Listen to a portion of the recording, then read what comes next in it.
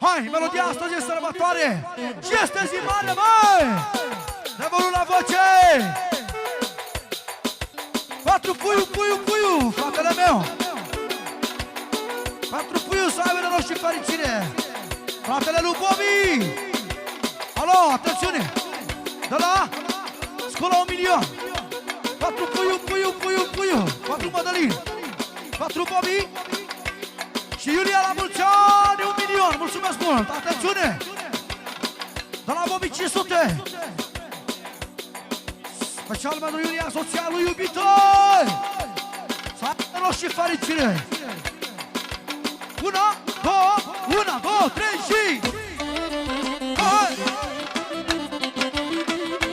Alo, salut! La plăcerea lui fratele meu Bobby! Aici pe scaun, tată! Să ne facem nebunia noastră! Cum știm noi mai bine? Alo, fratele meu, fii atent! Așa cum ți-am cântat eu cu fratele meu Sorin, nu pot să beau, să rămână!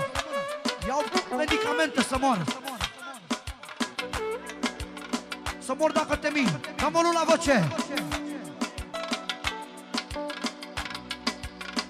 Hai băieții să ne dăm jos după scaun! Nu avem voie pe scaun, lasă că vă cântă fratele vostru așa! Azi e sărbătoare și este ziua-re, este ziua ta, ziua lui Iulia, încă o dată!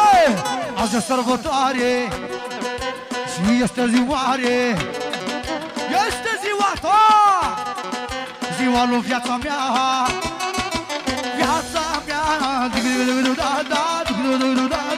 nevasta mea, Iulia, inima mea, alo, și de la Bobby pentru frații lui, patru puiu, alo, puiule, după melodia asta are fratele tău o melodie, criminală rău de tot, cum? Adevărat, ia-uși, fii atentă, Iulia, ia-uși pentru tine câteva vorbe, te rog mult din suflet. Toți ne-am adunat, ai suflet curat, că e Iulia, ea e viața mea. Toți ne-am adunat, ai suflet curat, că e Iulia, ea e viața mea. La mulți ani, și mulți ani, sănătate, diamante, la mulți ani, și mulți ani, tot de la puiul fratele meu ca 1.000.000! Patru Bobby! Bineînțeles și sărbătorită! Am primit încă 1.000.000 de la fratele meu!